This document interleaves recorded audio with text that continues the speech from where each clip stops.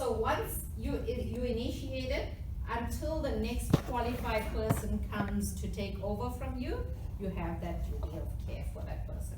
Okay? So you need to make sure that the place is not unsafe or anything like that. So when do you think you can absolve that duty of care? So when do you think you can remove yourself from that place or that position? What? Someone's coming.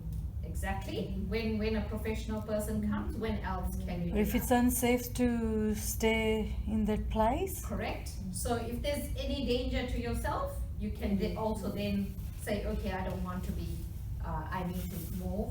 When else can you say, okay, it's okay for me to The remove person has myself? recovered. Right? If the person has recovered. If the person has recovered, yes, and we'll go through when will you notice how will you notice how the person has recovered? When else? When you're tired and When you can't you're tired, continue? when you're physically not able to do so, you actually can, absorb yourself from that. So that's important for you to know that there are these various things that you can do, and you're not completely off. So there are certain conditions under which you can. Okay, so we'll actually go through some of the acts at the moment.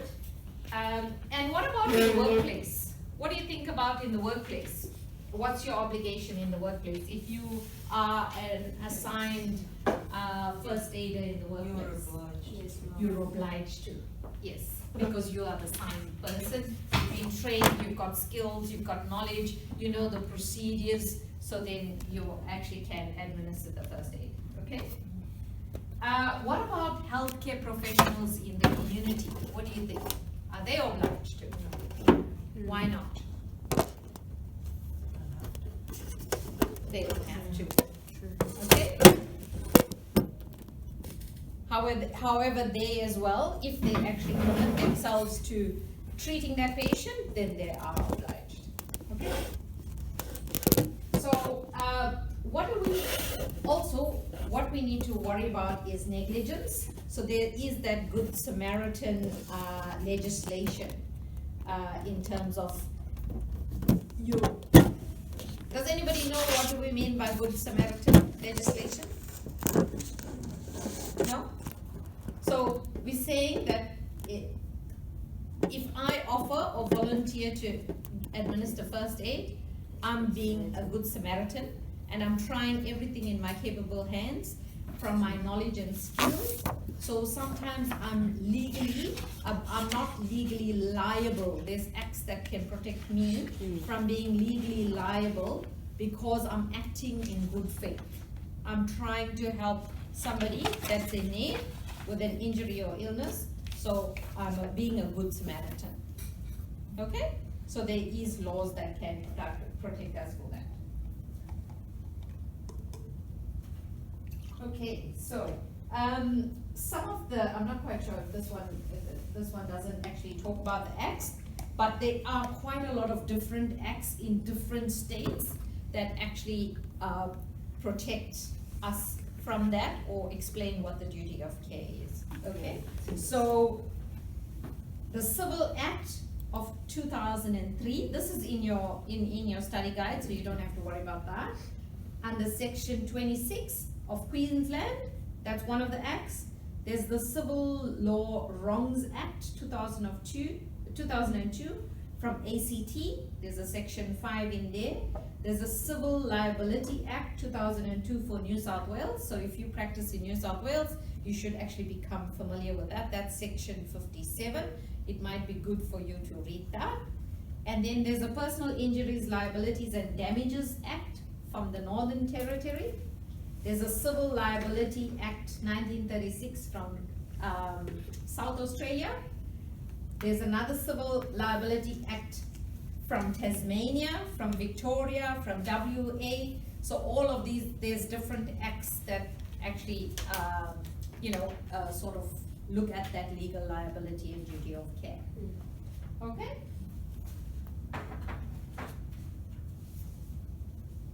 So it's important also that when we're actually giving first aid, that one of the most important obligations is to make sure that you get consent from the casualty to treat them. Okay? Obviously, if the casualty is unconscious or unresponsive, it's not possible. But does anybody know under what conditions and how you would get consent? Like, if the person is conscious, what are you going to do? You ask them, okay? And they might be conscious to the level that they might just nod to say yes, okay? But you have to ask permission, right? Because adults, we as adults, we can refuse. So if I'm an adult and I am conscious and you ask me permission and I decline, what are you going to do? Don't do anything. Okay, you need to do something, because remember what I said earlier? You don't have to treat them. You just monitor from a distance. If you find that that close proximity is not safe enough, then you can do that from a distance. Okay? So you must gain consent. So there's different types of consent. So how would you do, or what would you do if the person is unresponsive or unconscious? You would Just say to them, if you can hear me, squeeze my finger or say. And if they're still not responsive, what would you do? You can assume they can say. You can assume that they can say. Absolutely. Can So assume. when you assume their consent, what is that consent called? Implied, yes. So we've got two different types of consents. We've got implied consent, Informed. and then you've got expressed. So expressed means you really expressing, yes, I'm okay, I'm giving you permission to do that. Okay? So that's important. So what happens when you're actually treating, like, say for example, you have a scenario and you have a child involved, and it maybe was a family traveling together and there was an issue, and now you have a child involved. What would you do in that case? Who can give the permission? The Who parents, can give the permission? So who will give permission in that case? parents, The parents Or or guardian. the guardian? Guardian. Absolutely. Yeah. Okay, so that's great. I think you got that one. Yeah. So the consent is very important. You first make sure you ask. You get expressed consent is people responding to you saying, yes, I agree, no problem. Implied consent is when the person is unresponsive and it's implied that you can go ahead. And then if you have a child, you actually make sure you check with the parent or the guardian, okay, and they can refuse.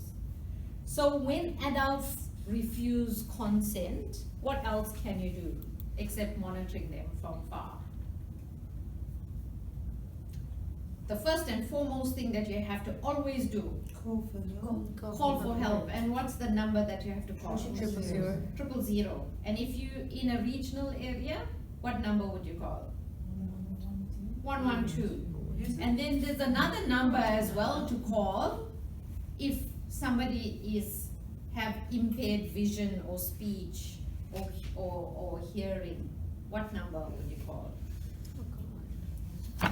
Remote. 126, I think this.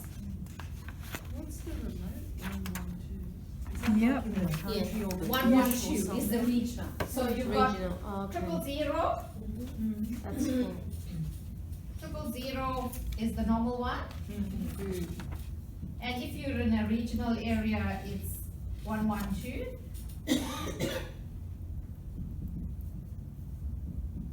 And I think this one is 126 for your impaired. Okay. The important thing to remember is that you've got to use the right number. Okay?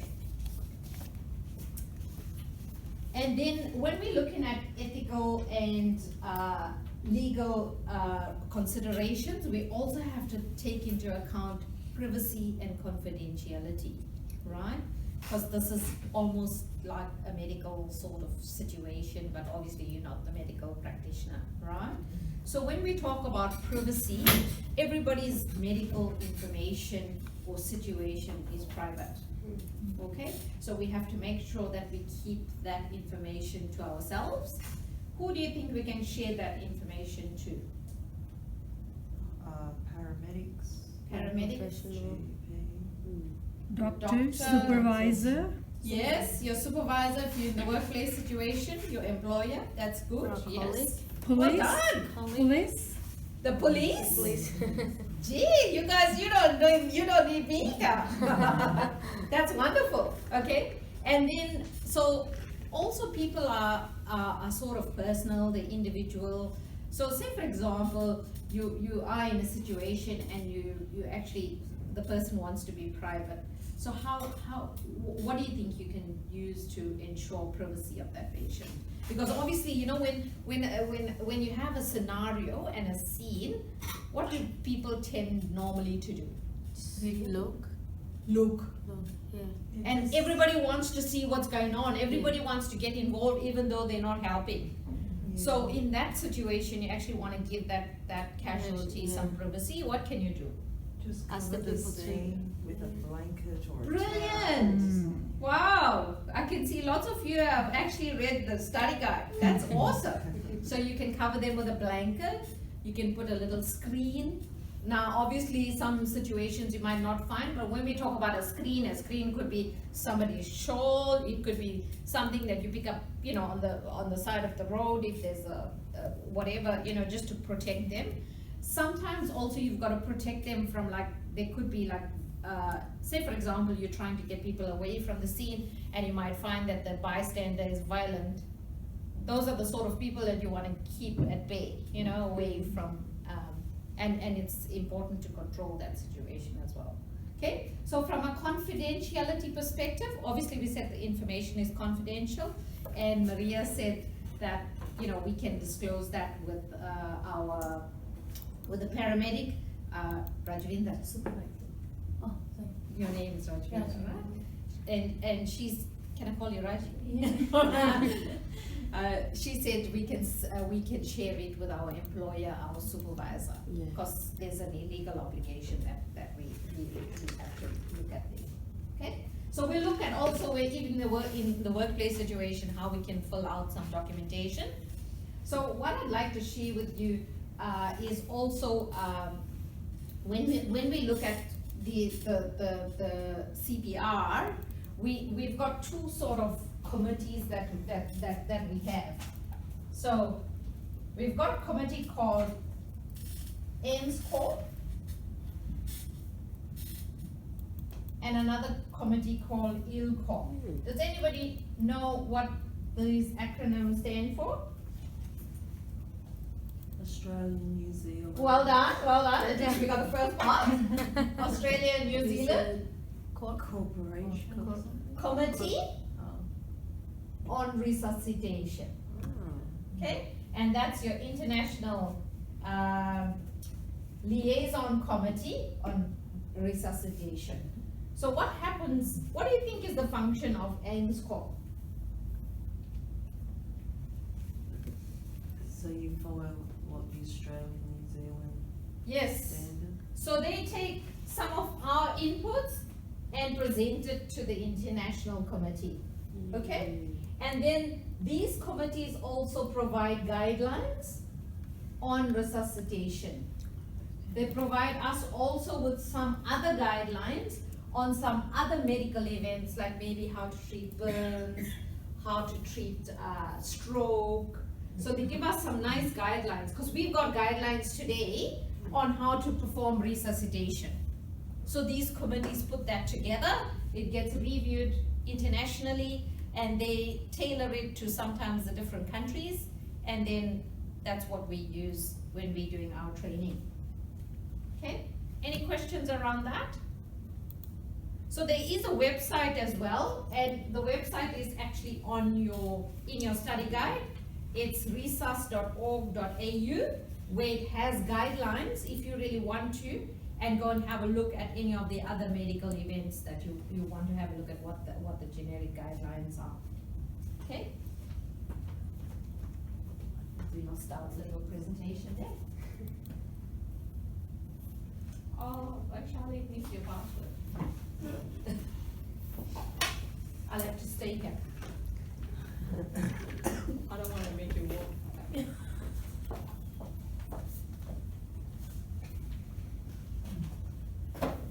So we're gonna look at the role of the first aider, okay? Because the first aider, like you're going to be, is actually quite important, okay? So what is your role? And what do you need to be aware of?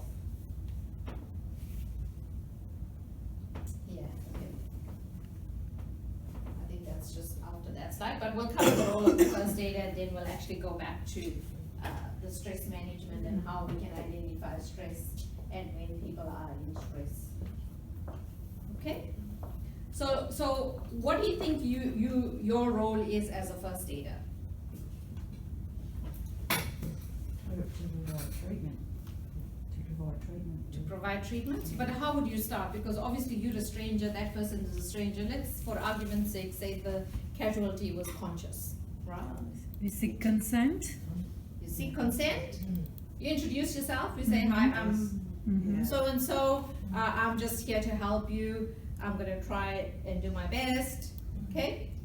You ask for consent to provide the first aid, you reassure the casualty, okay? Because like that person could be highly stressed, they could be emotional, they could be in pain, so you're trying to comfort them, right? You keep the casualty informed, okay? Obviously, if they're conscious. If they're unresponsive, then it's okay, because you're gonna keep that information for later on to share with whoever comes at that point in time. So you just keep them, you try and make them feel comfortable, and you keep them informed. You're gonna be okay, you know, I've done this, or I've given you this juice, this is what the function of that is, because obviously it probably could be in a semi-conscious state, and they're wary about what you're trying to do and whether you're doing the right thing, so they could be apprehensive, they could have a lot of emotions that they're undergoing. So if you keep them informed, you try and make them feel comfortable, you reassure them, they'll feel comfortable, you'll feel comfortable as well. Otherwise, if they're agitated, you're going to probably become agitated yourself, or you might not know what to do, or you might start doing the wrong thing because you're trying to control themselves. Sorry. I become panicky. Yes, that's it, that's the word I was looking for, right? So you don't want to create a panic situation, okay?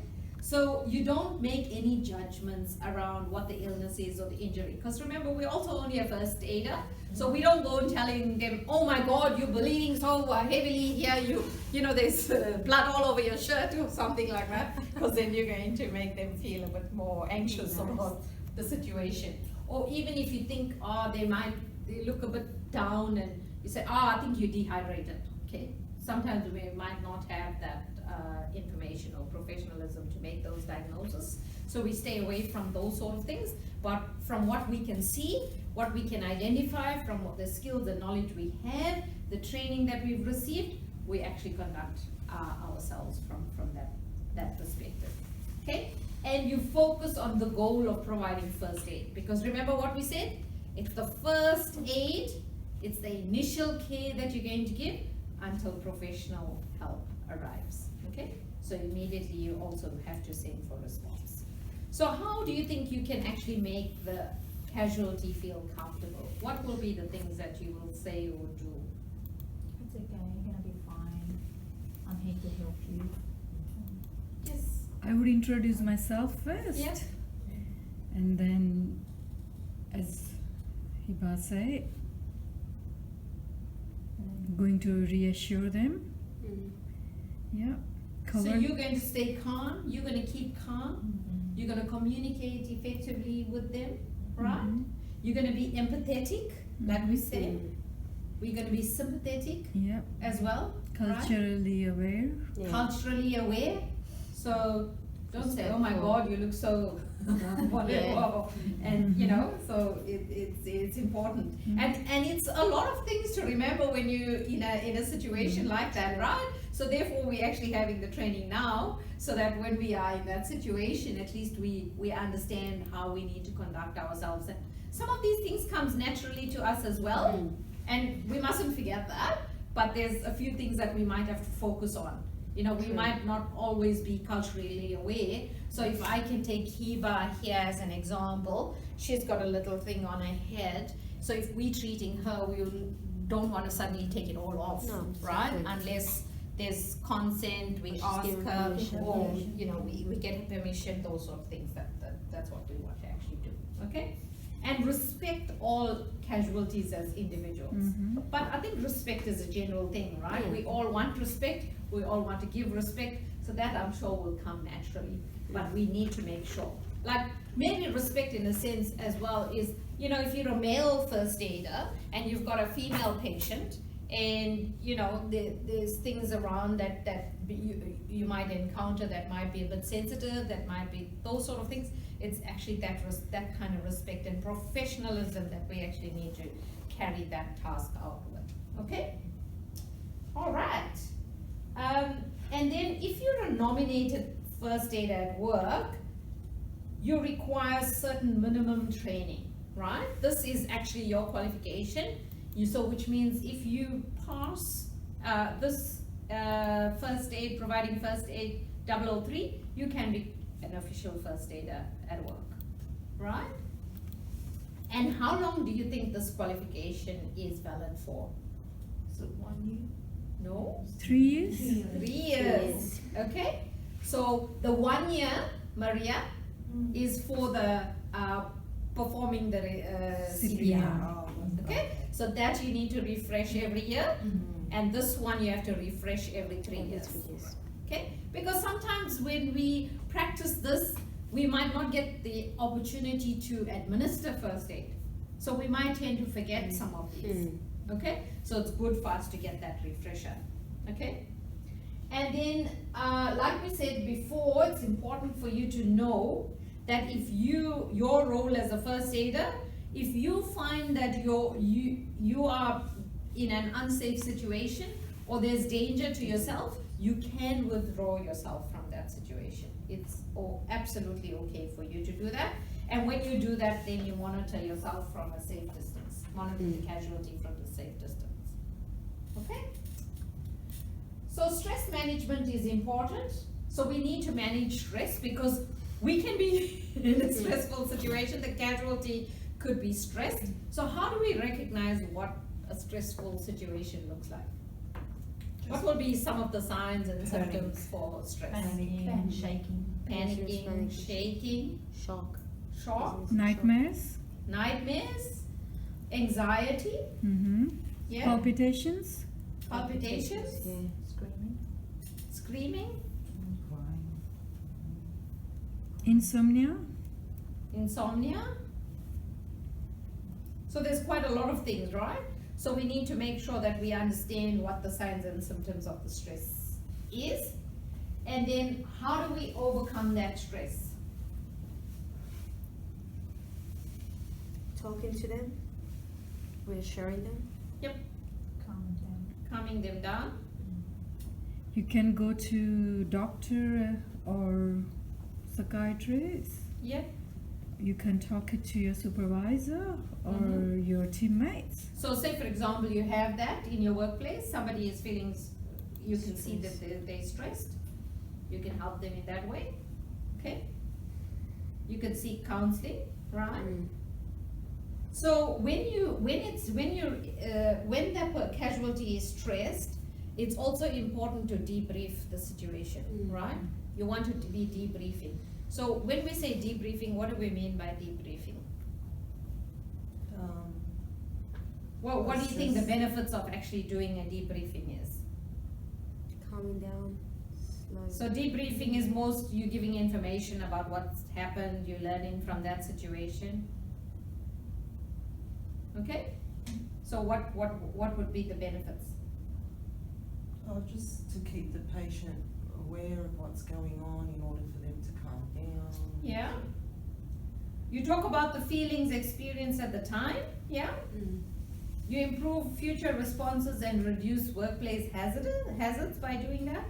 You give people involved the time and permission to review the incident, right? And express their own point of view. Because sometimes you're in that situation, you haven't had time to think it through.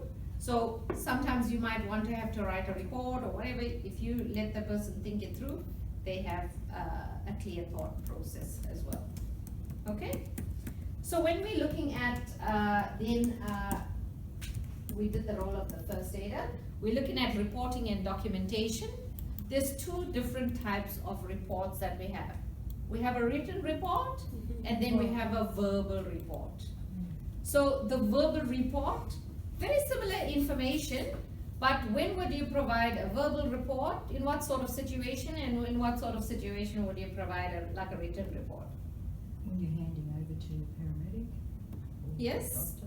You can actually use both in either situation, but in a workplace situation, it's mandatory for you to have a written record. Yeah? So what would be the things that you would put in a verbal report when you're actually giving that? Or how would you write, or how would you articulate yourself, whether it's in a verbal situation or in a written situation, when you're actually writing an account of what you've experienced and ready to hand over? The casualty's name. You write the casualty's name, but even before that, so what would be your thought process to say, okay, I have to make sure that I'm, for example, objective. I can't be subjective. I can't put in things that I thought was happening that might not have happened. So I have to be factual, right? Can't write my feelings. Yes, I can't write my feelings. I have to be objective. I have to be concise. Because when I'm concise, I'm more specific. I have to be clear about what happened, right? And if I don't know, I don't know that. Yeah. Okay? So it's very important for us to do that, right? So the content now we're talking about, yes, Maria, you said we'll write the person's name. What else will we write? The time, date, Time, date, yes. Location. date of birth, Date of birth? Yes, gender. yes, Location. yes, location, So basically details of All scenario. the Yeah. details, yeah. details of the scenario, what happened, how long ago did it happen? What first aid did you provide? What was the casualty's response? You know, because when you're administering first aid, you will say, okay, when I came to the situation, you know, the person was like that.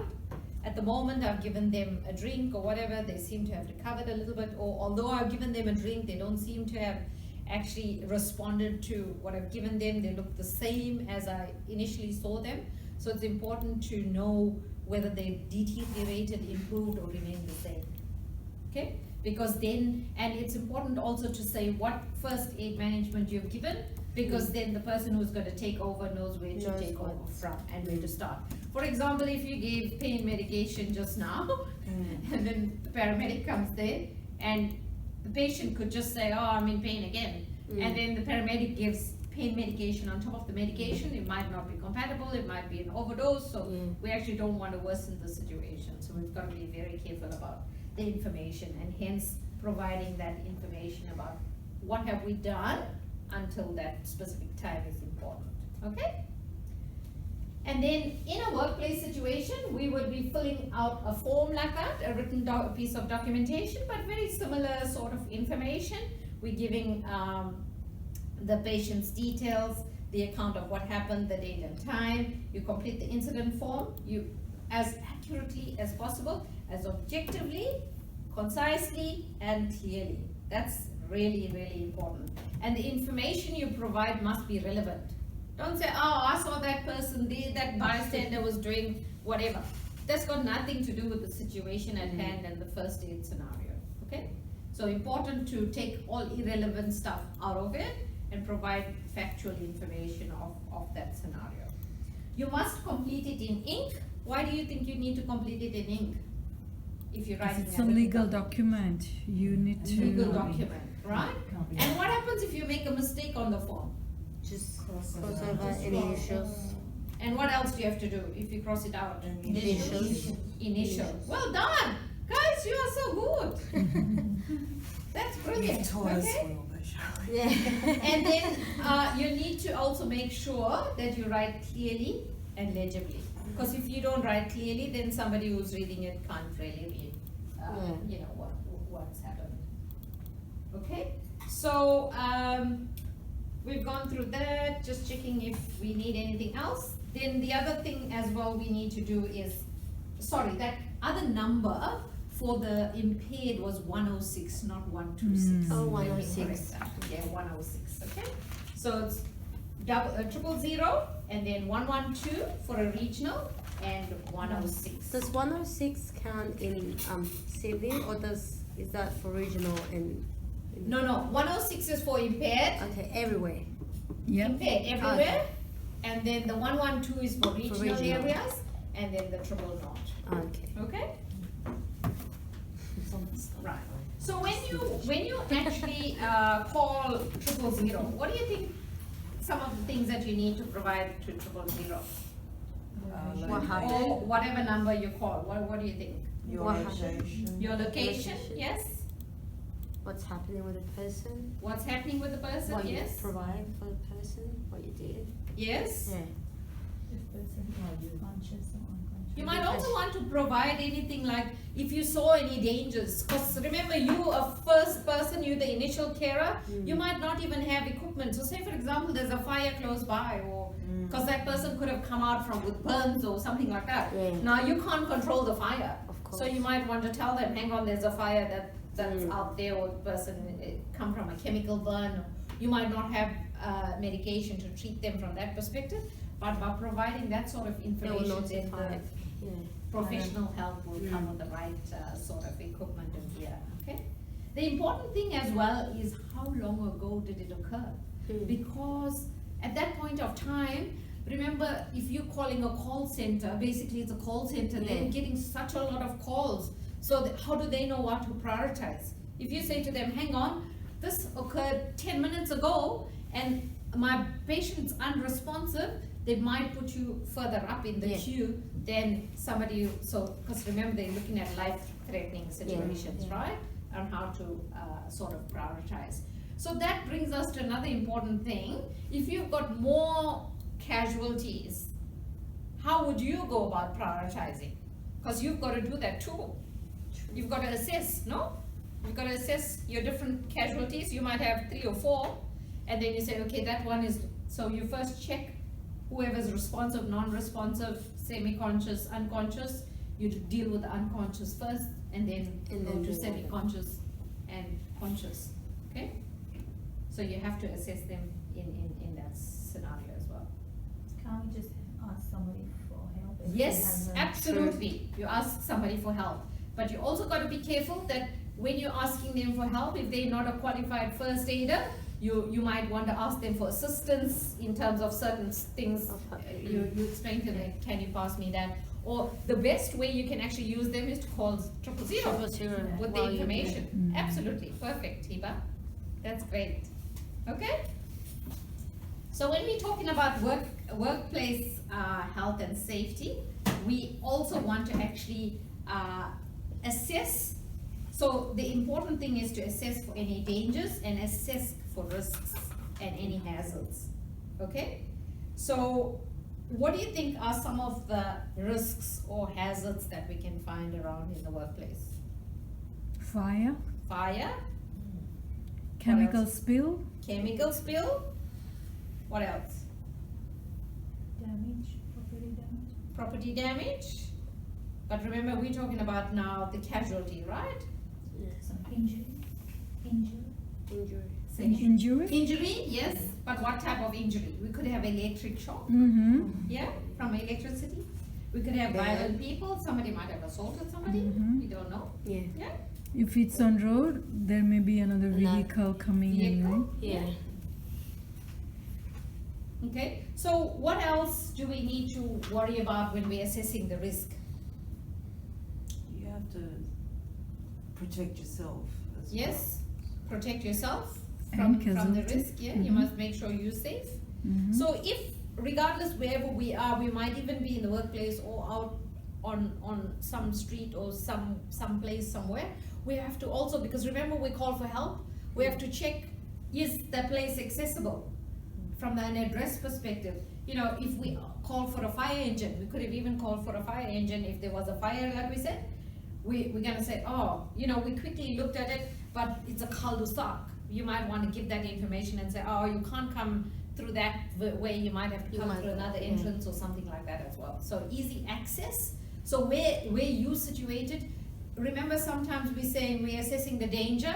So say for example it was a fire and you were so close to the fire, you might have wanted to move the person to a safer To a place. safer place. But remember as well, when you're moving the person, you've got to make sure that there's no broken bones or spinal injuries or anything like that. And that you can find out by if the person is conscious, you can ask them if they're feeling any hurt or anything like that. If you're trying to move them, if they're unconscious and you can feel that they're squirming or, well actually they won't squirm if they're unconscious, but if by just observing certain way the body is lying, or if sometimes a bone might have come off or whatever, you're actually observing those sort of things to give you cues on whether you can move the person or not, right? But easy access for the vehicles or people coming to help is important, right? So actually this one is quite an important one. So when we're looking at the workplace health and safety, there's basically 5 hierarchical of control. So the first one is here to eliminate the hazard, get rid of the risk, okay? That might not always be possible, right? But that's our first choice, because if the risk is there, we remove it, okay? So say for example, we had a scenario where there was broken glass everywhere and there was an accident. So part of that could be just eliminating more people from being injured, you just sweep away the glass, right? You can do that. So that will be eliminating the risk. The second stage of that is to substitute for that risk or hazard, right? So say for example, you needed to sort of lift the person and you actually put something for them to sit up against, right? And the only thing that was there is something that's hard or pokey, and say for example you might have had your car there and you have a cushion, right? So you remove the pokey part and you put the cushion in there. So that would be an example of how you can substitute the risk, okay? But obviously in a work situation can be different depending on what the risk is, so it depends on the situation. The third one is to engineer controls. So in a workplace, and this could be post as well, once you've done that analysis, when we're talking about engineer controls is, say for example, it was from an injury from a piece of equipment or machinery or something like that. Changing the way that machine is designed, changing the way that machine can be operated, those we're talking about engineering controls, right? And then when we're looking at administrative controls, it's saying, okay, maybe you want a procedure, maybe you want a policy, maybe you want something like that to help you from an administrative perspective to overcome that risk, okay? And then the last resort, you use your personal protective equipment, okay? Any questions on the hierarchical control of the risks or hazards that you have?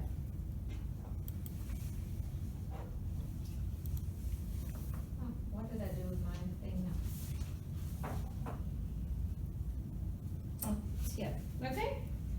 So, like we said, it could be the other thing that we could do, say for example, for substituting, we can establish safety showers, eye wash stations, so all to help us with first aid, okay? So we have, like we talked about with the NSCORE and ILCOR, we have ARC guidelines, which is the Australian Council for Resuscitation, okay? One other thing that we need to talk about is safe handling. So when we need to lift an object, like we said, when we're dealing with a casualty, we might have to move that person. So it's important for us to understand safe handling. So when we're talking about risks, it also could be something that we have to move as an object that's heavy, right? So when we want to make sure that we're not going to injure ourselves, what do you think we should do to make sure that we can move this object safely? Ask someone for help if it's more than whatever weight we can carry ourselves. Or especially in a case of the casualty where the person might be heavy, we know every person can weigh, if it's not a child, an adult could weigh up to 70 kilos, 60 kilos. So that's a lot, we can't lift them on our own, yeah? What are some of the things that so say for example you needed to move an object from the road and it was quite heavy, what would you do? There's a little procedure on how you can handle an object safely. So you've got to keep your feet apart, and then you've got to flex your knees a bit, because then it gives you support and you're using your thigh muscles instead of the one behind the knee, yeah? And then you lift up, you bring as close to your body as possible, just so that you make sure you don't strain yourself, okay? Because you can cause back injuries that way. And you must keep your back straight, okay? That's important. So whenever you're lifting, you keep your back straight and you're almost 90 degrees to the object. Yeah? So how would you actually move a casualty? Same way. Same one? No, I'm gonna drag him. No, you're not gonna lift him up, right? Like an object. What if you're by yourself? You'd have to do the same method, dragging. Yes, that's a good one, right? But obviously you've got to assess whether you can drag and how far, so you've got to plan your route. You've got to know, okay, I'm here, where am I gonna go? Is there any objects in the pathway of that, how am I gonna get there? Yeah. Okay, so you can push, you can drag, yes. Okay? Any other questions? You check the weight and the size, right? You ask for help if you need help, so that's very important. And you can actually, like we said, slide. You can slide the object, okay? So for a person, if you've got people on either side, you can slowly move that person, provided they don't have any head or neck injuries. If a patient's unconscious, are they at dead weight as well? Yes, that's a very good point. Because if a person Yeah. becomes, I don't know what the number is, do you know, Vaishali, in terms of how much heavier a person can get if they're actually unconscious? They are like a dead weight. Yeah, Yeah, so if they are 80 kilo, it's like 80 kilo of stone. yeah. So you probably could even have more than 80 kilo, okay? Actually, before we went to ARC guidelines, we need to look at infection control as well. So safe handling is one of the things that we've got to look at. Then we've got to also look at infection control, right? And infection control is actually looking at how do you protect yourself from any open wounds, any fluid, body fluid, any blood, okay? Because we know that there's certain things that can be associated with that. You don't want to infect yourself. So that's why we're saying infection control. So what are the things that you would do to protect yourself? When you wear gloves, yes? Okay, Wash your so hands. what if in a situation you're not inside your workplace, you have no access to gloves, the patient's bleeding, what do you do? So you can, so in a case where the patient is bleeding, you can take a rag, you can take the piece of the t-shirt or something, but you've got to actually find some mechanisms. The other thing, as a first aider, you must remember you should be carrying a first aid kit in your car, right? It's very important for you. Sometimes it's as much as you might have a pair of gloves in your handbag, disposable gloves, okay? It's suggested. Otherwise, you can use plastic bag or Yes. whatever. Find something So, that's, like yeah. Mm. But if you do have a safety kit, you know, it's good to have like a little face, like a plastic Mask. mask or Mask, something like that as well. Gloves is important, and gloves is not big, especially if you're a first aider now, and especially if you're a first aider at work. You know, you could be in a passage somewhere, like in my workplace, we have what is called mandatory personal protective equipment that we've got to wear, and we have to have a pair of gloves Yeah. on us all the time if we have go an into a emergency. plant or anywhere. Administrative place, no problem, because the first aid kit is there, but if we're out in the plant, we've got to have the gloves. So it will be advisable for yourself if you're a workplace first aider, important, just carry a pair, even if it's not proper gloves, disposable gloves. It's thin, light, easy, you can put it anywhere, basically, so it's important, right? Because it actually just protects yourself, right? So that's why even when we're doing the resuscitation, and we're looking at CPR, you have a mouthpiece that you actually put onto the patient. And it's important, remember what we said? Safety of yourself is also important. So if you think that there's something, you're not going to be safe in that situation, then you don't administer first aid. But you Right. still need to remain with the casualty until Until paramedics help arrive. arrives. So Maria, I might give you an example. I was a first aider, I was trained a long while back, and there was an accident on a road, and a biker had actually hit the tar, like really at high speed. And his back was sort of, his flesh was all out, like kind of, it come out from the, hitting the tar so Yeah. hard. And he was bleeding.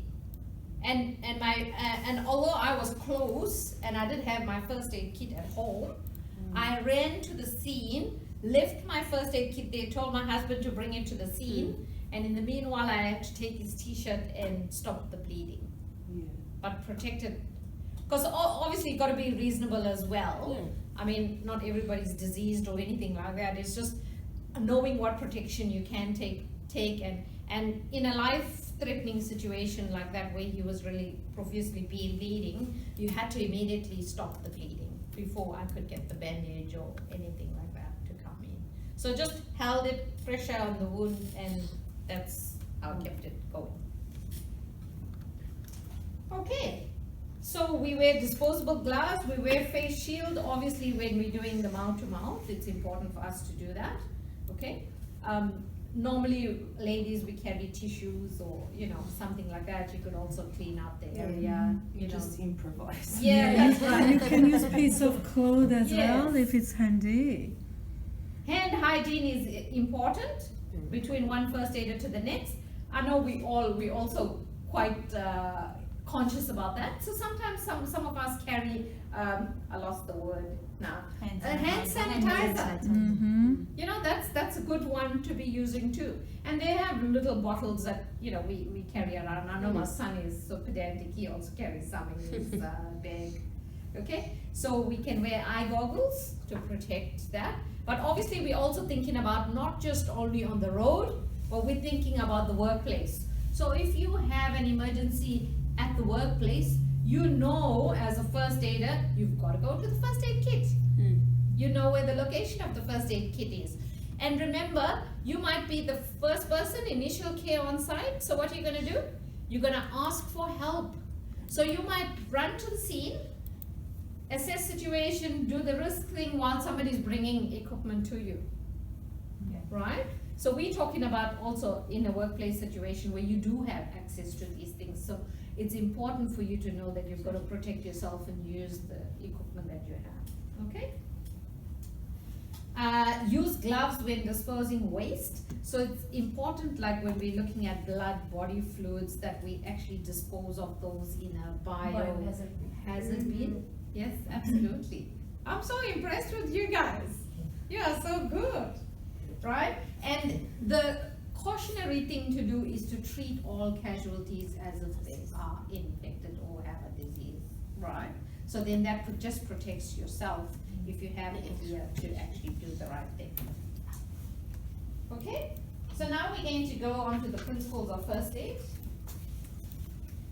Vaishali is going to film me. I was Anybody see? CPR. Compression? Okay, because remember CPR is the whole process. Okay? This is compression, Defibrillation. and then the last defibrillation.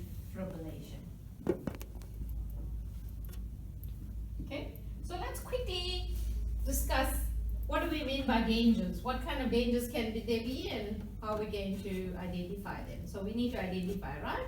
Like we said, dangers could be chemical spills, it could be fire, it could be those sort of things, electrical shock, right? And then respond. How are we going to test for response?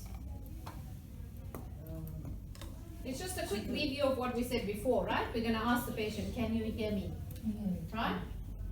We can look, listen and feel, right? We can observe the patient as well, right? You can ask them to open their eyes. So there's what is called another acronym called COWS that you can use. So that one says, can you hear me? Open your eyes, and then what's your name? And then squeeze my hand. So you can test if that person is responsive or not. Okay, wanna go through it again? So it says, can you hear me? Open your eyes. What's your name? Squeeze my hands. Hmm. Okay? Easy. Comes. Right? So we went through the three different phases of consciousness. So a person can be fully conscious, semi-conscious, or unconscious. And we know what that looks like, right? If they're conscious, they're going to actually respond to you. When you speak to them, ask them any questions, they're going to be able to say their name. Semi-conscious, they might respond sometimes they might not respond. They could be squirming, they could give you other signs, sounds that actually tells you that they're semi-conscious, but when they're unconscious, they're not responsive at all. Okay? So then we said send for help. So how do you send for help? Call. Yes, well done. You call your 3 numbers, right? Depending on the scenario. Your 000, your 112, or your 106. Okay? So then we look at the airway. How are you going to check the airway? Because we can't administer CPR before we check the airway. So that's important. Look if the chest We look, is we Inside may the need to mouth? make sure airway is clear. So we look inside the mouth, we open Look the mouth. inside the mouth, yes? Check the chest if If Check, it's right? So what are you gonna check for? What are the things that you're gonna check for? well, say like if there's vomit in the mouth. If or- they're vomiting, yeah? What else are you gonna check for? They have any object or chewing on something? Absolutely, good one. Listen to that one again. You're gonna check, Their tongue in case they swallow it. right? So you're gonna check whether the tongue has fallen back and it's blocking the airway, right? You're gonna check, maybe they had something to eat, maybe there's some They food choke stuck on in it. there. Mm-hmm. So important to make sure that the airway is very clear. Okay, well done. And then rescue breathing, we call that rescue breathing, right? How to check, actually first before we do the rescue breathing, we need to check whether they're breathing, right? So what do we use? We use like a 10-second rule to check whether they're breathing. And basically it's just look, listen, feel. Okay? So we just look, observation, check with the chest coming up and down, whether you can see any air, check with the nose, whether you can, when you're listening or you're feeling, you'll feel some air through coming when they're breathing. So that's how you can check for their breathing. And you also check for abnormal breathing, okay? So which means if the rhythm doesn't sound right to you, the sound is a little bit off, you'll know that whether they're breathing properly, normally, or whether they're not breathing normally, okay? So what do we do if they're unresponsive but they're breathing normally? What would our action be?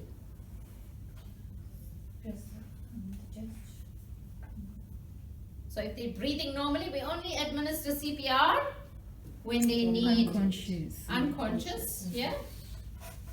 So if they're semi-conscious or conscious and they're Breathing. responding, they're breathing normally, what should we do with them? Put them in recovery position. Put them in recovery position and leave them alone, monitor them, right? So important for us to know what is the recovery position. So there's a special procedure on how you put the person in recovery position, and we need to quickly go through that, right? So when you put them in recovery position, you need to place yourself, kneel down next to them. The further arm you put at right angles, you'll just move it out, yeah? Obviously, if it's not broken, okay? So you've got to be taking all the other things that we went through before. And then you take the other arm, you put it over the chest like that. Then you look at the nearer leg, you lift it up, yeah? And then this is where you're going to move them over onto this leg. Touch the floor, because you don't want to leave them like that. Then they fall and they could injure themselves again. So you make sure that they're stable. Okay, that's the recovery position. Okay, good. And then now we're going to look at the actual CPR. And we know what CPR stands for, so that's all good. And now we're going to look at the procedure that we're going to follow for different ones. So we've got adults, then we've got infant or a baby, and then we've got a child. So does anybody know what age are we looking at for the infant? 0 to 2. One at a time, 0 to 2, no, 0 to 6 months, no, 0 to 4 months. no, 1, 0. 1 year, okay? 0 to 1 year. And then for the child, Is it 2 to 1 to 5. no, 2 to 15? no, 1 to 8, okay? 1 to 8 years. Now remember, we're not looking at our normal definition of the child or the infant. We're looking at in a scenario for CPR. Okay? So anything, the child will be 1 to 8, the infant will be 0 to 1, and then the adult will be anything over 8. Okay? Now we follow, like we said, the same procedure for all of them. We're going to look at the danger. We're going to check their responsiveness. We're going to send for help. Then from the airway part down, A, B, C, D, we differentiate between what we're going to do with the adult versus what we're going to do with the infant versus what we're going to do with the child. So who knows, with the infant, with the adult, we said we're going to check the mouth and we can take out things with our finger. If there's something stuck in an infant's mouth, what do you think we should do? How should we remove that object? We also do it with the finger, but do you know how? Which finger? Would it be The little pinky one. Because they're small, right? We don't want to put our whole big hand in the infant's mouth, okay? Good, well done. So with the adults, we're going to look at the compression, and then we look at the rescue breathing. Okay, so these are the important things. So let's say we've checked the airway, we've cleared the airway, now we're ready to give CPR. Okay, so we're doing that by compression, and then we're looking at rescue breathing.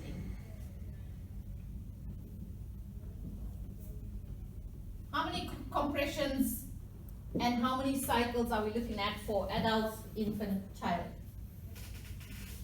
How many cycles? The cycles remain the same, the compression changes and the way we do it, and the rescue breathing, there's differences as well, okay? So for adults, how many compressions do we need to give? Is it 6? 30. 30 compressions, and after 30 compressions, we need to give 2 rescue breaths, okay? So we go, that's called 1 cycle, okay?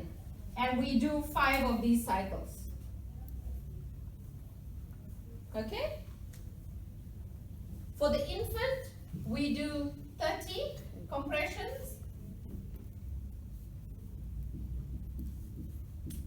and 1 puff, okay? For the child, we do 30 compressions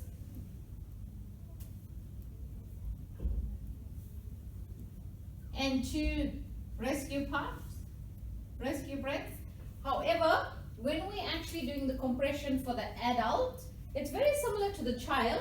The only difference is, like with the child, if the child is small and not that heavy or whatever, instead of having 2 hands on the sternum, we actually can have 1 hand on the sternum. Okay? But with the child, with the infant, we don't use our heels of our hand. What do we use? We use the 2 fingers. Yeah, the index and the middle finger. on the same position of the sternum there in the breastbone, okay? So that's good. So I think we're probably ready to go practice, right? So we can probably demonstrate that one. I'll just quickly check if we need to think about something else. So with the compressions, it's important to remember that if you're too high, it's going to be ineffective. So if you're away from the sternum, if you're too low, you can cause damage and you can cause injury to the internal organs. So you actually want to position yourself and know where the sternum is, the breastbone, so that you're also not pressing on the ribs or anything else. So that might be a little bit difficult, but you'll hear it on the mannequin as well when you actually get it right. The important thing about the compression as well, you've got to go through to 1/3 of the chest, and the same with all the other ones as well, okay? We might want to do the defibrillation theory, and then we can do the practice, right?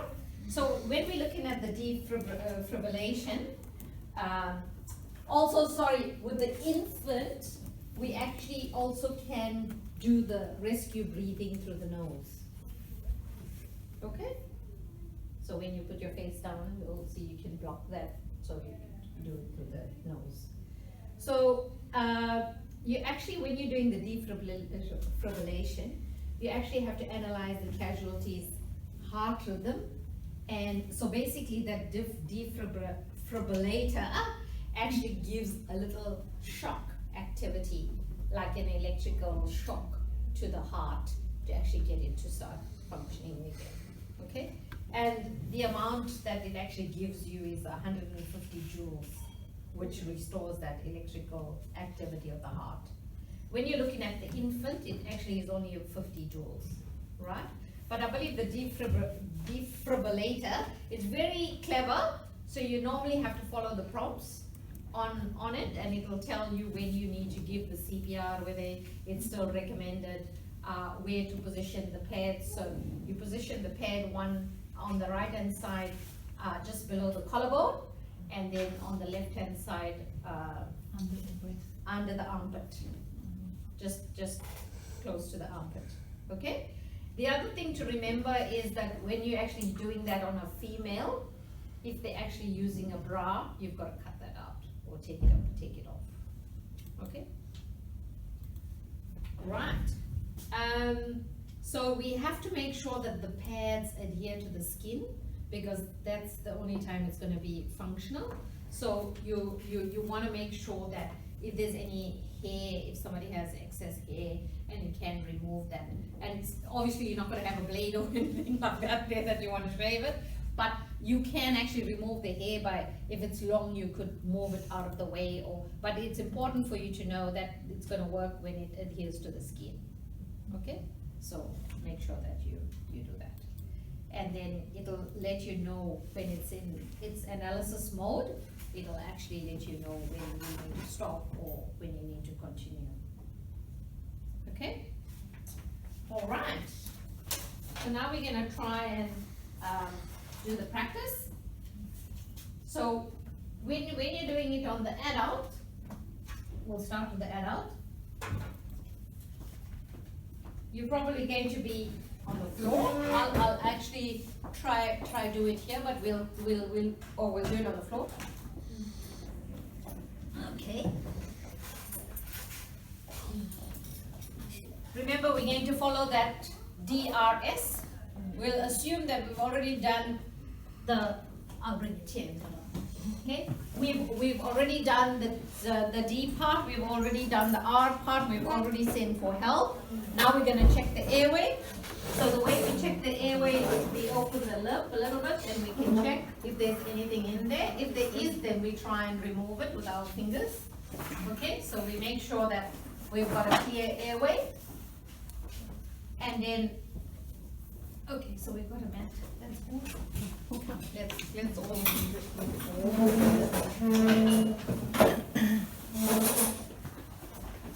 So we've got 3 other adult ones there. So if you actually want to grab one, if one of you want to grab one, you can do that too.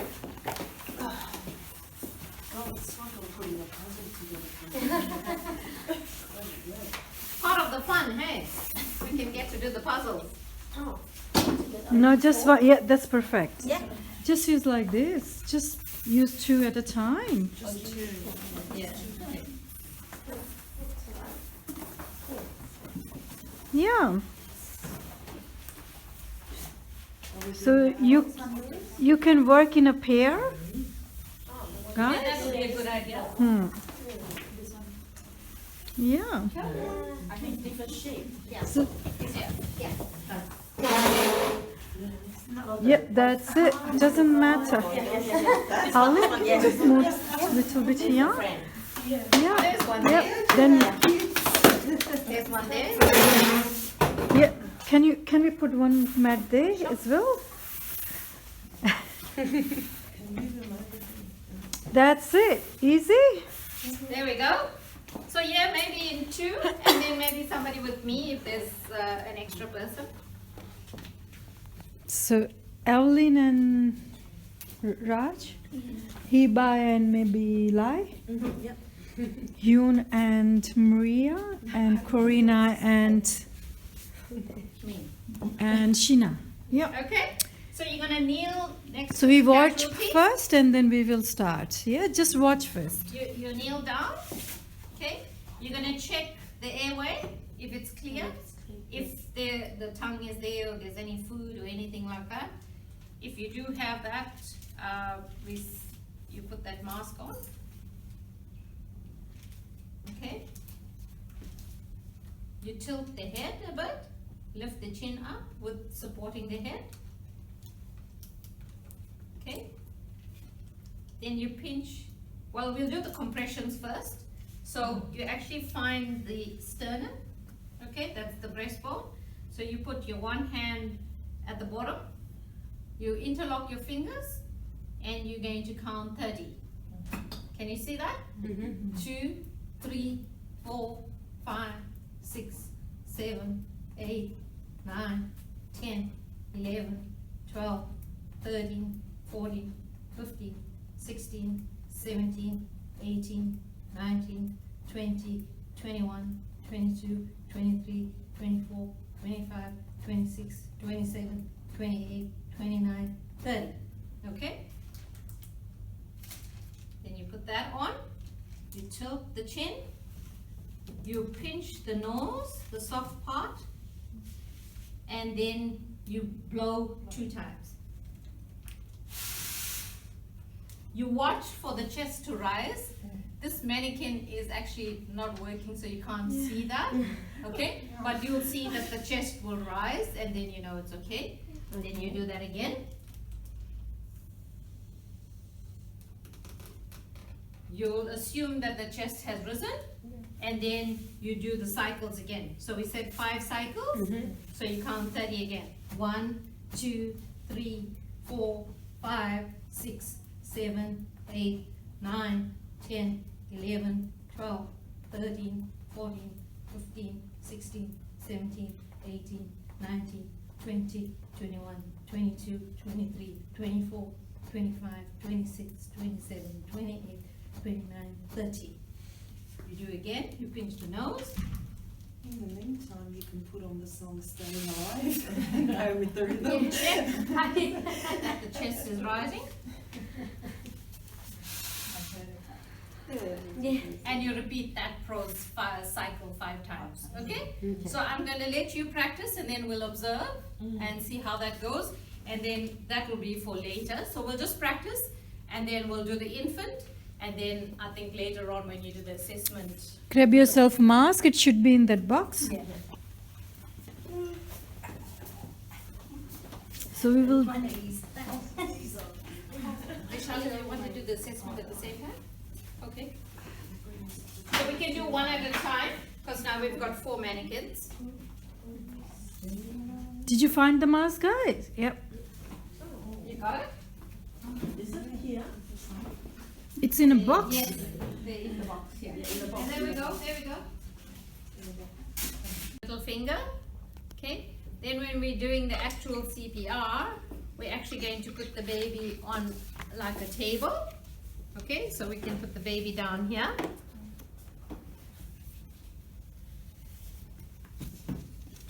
So So we've finished checking the airway. Remember the compressions or the baby, we're going to still look for the sternum. We're going to use the index finger and then the middle finger.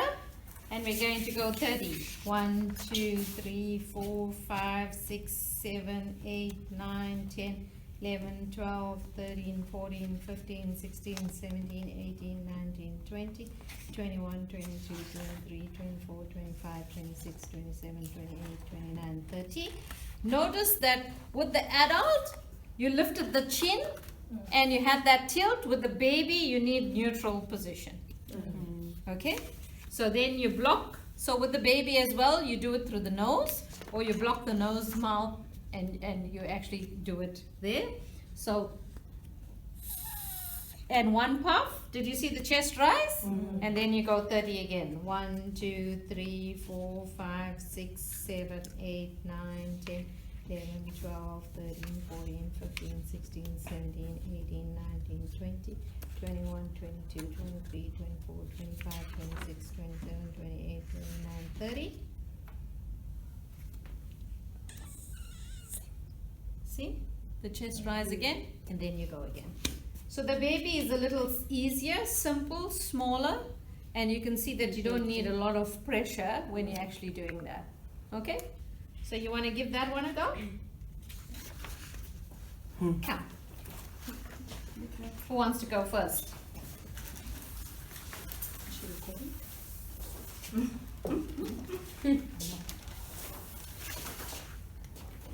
can stop. Are we using? That you could actually prevent from deteriorating.